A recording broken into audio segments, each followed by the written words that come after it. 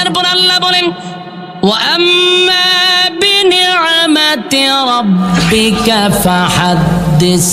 আল্লাহ বলেন বন্ধু, আপনার রব আপনার যেই নিয়ামতটা দিছে সেই নিয়ামতের শুকরিয়া আদায় করেন।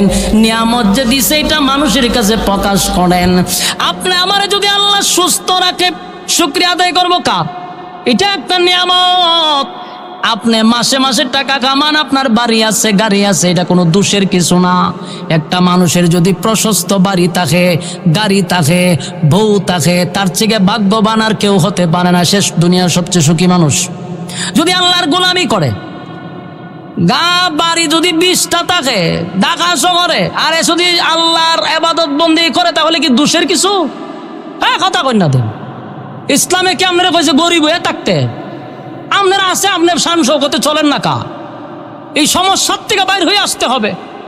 আমরা এমন একটা বাপ দরি পাঞ্জাবি ফিসাদা বলতে বলতে উপরে উঠছে, তাই না? আল্লাহওয়ালা বুজুর্গ তসবি জোরে সুবহানাল্লাহ, অথচ ফার্স্টিয়া একটা ইস্তারি দেওয়ান দেয় না। বুজুর্গ কি বাপ? এটা বন্ডামি ছাড়া আর কিছু না। এটা বন্ডামি। আমার রাসূল যদি আজকে 2025 সালে থাকতো, একটা এক্সাম্পল, এখন যদি থাকতো, পৃথিবীর সবচেয়ে দামি হেলিকপ্টারটা রাসূল চালাইতো, স্বর্ণ দিয়ে হেলিকপ্টার বানাই দিত উম্মতেরা, ঠিক কিনা বলেন?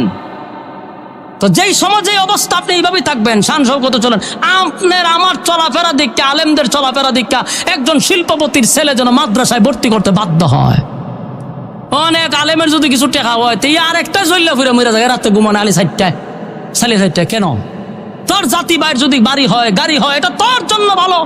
আমার দেখতে আরেকজন শিল্পপতির ছেলে মাদ্রাসায় ভর্তি করবে। আমার চলাফেরা থাকতে হবে শান শৌকতে। কথা এখন ঠিক নেই? এখান থেকে বাইরে হয়ে আসতে হবে।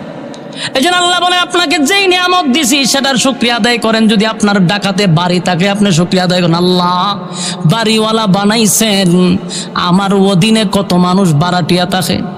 আপনি চাইলে আমারে বারাটিয়া বানাইতে পারতেন, তারে মালিক বানাইতে পারতেন।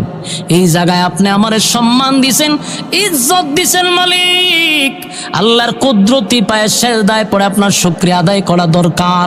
আমার যুবক ভাইয়েরা, প্রত্যেকটা নিয়ামতের জন্য শুকরিয়া আদায় করা দরকার। যাদের চক্ষু নাই, আমরা আজকে আসমান দেখি, জমিন দেখি, সূর্য দেখি, চন্দ্র দেখি, মা দেখি, বাবা দেখি, আত্মীয় স্বজন দেখি, যারা জন্ম অন্ধ পৃথিবীতে আসলো রে, কিন্তু পৃথিবীর সৌন্দর্য তারা দেখতে পারল না। এমনকি আপন মা বাবারেও তারা দেখতে পারে নাই। তাই আমরা আল্লাহর কাছে বেশি বেশি করে শুকরিয়া আদায় করব। রাজি আছি? কারা কারা রাজি? হাত তুলে দেখা দেন। লিল্লাহি তাকবীর।